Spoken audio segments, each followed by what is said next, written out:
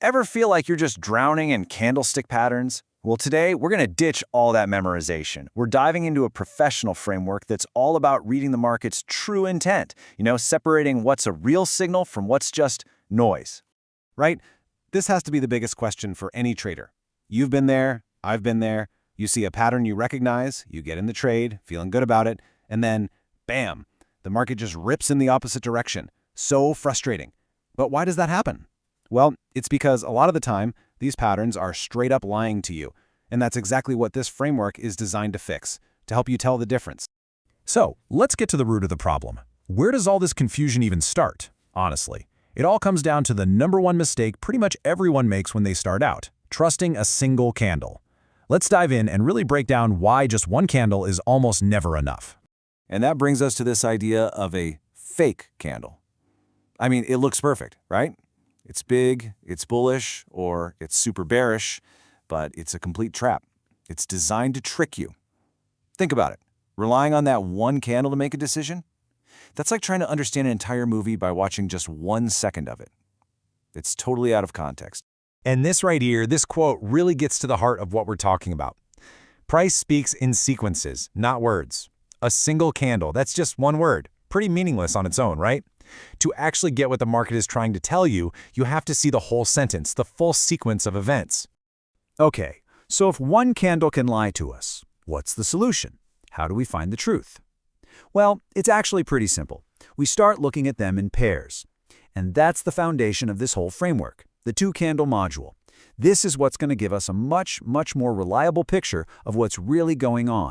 So this two-candle pattern module, let's call it the 2CP for short, this is our new lens. This is how we're going to look at the charts from now on. We can finally stop obsessing over, oh, is this candle green? Is it red? What does the wick look like? And instead, we're going to focus on the relationship between two candles, back to back. It's not about one or the other, it's about the conversation they're having. And here's a really easy way to think about it. The first candle, it's like it asks a question.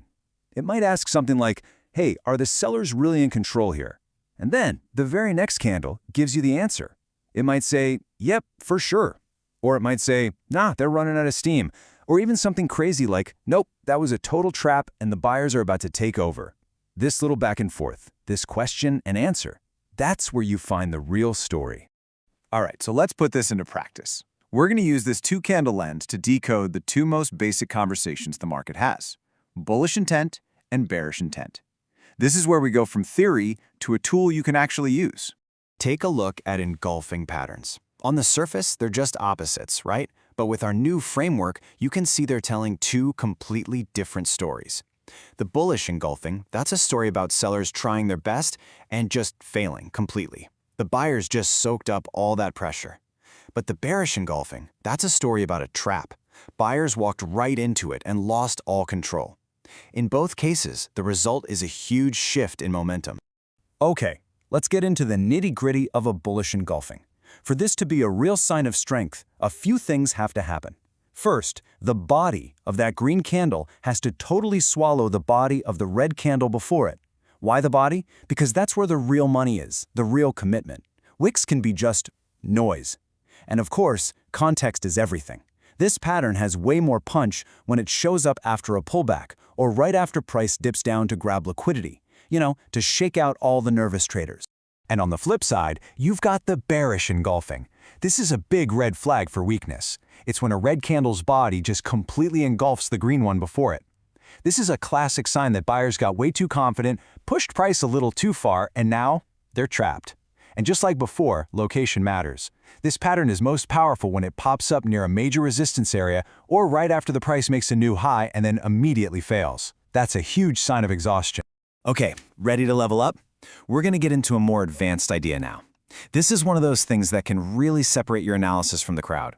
We're talking about patterns that seem to go completely against the immediate trend. And trust me, these are often the most powerful signals you'll ever see.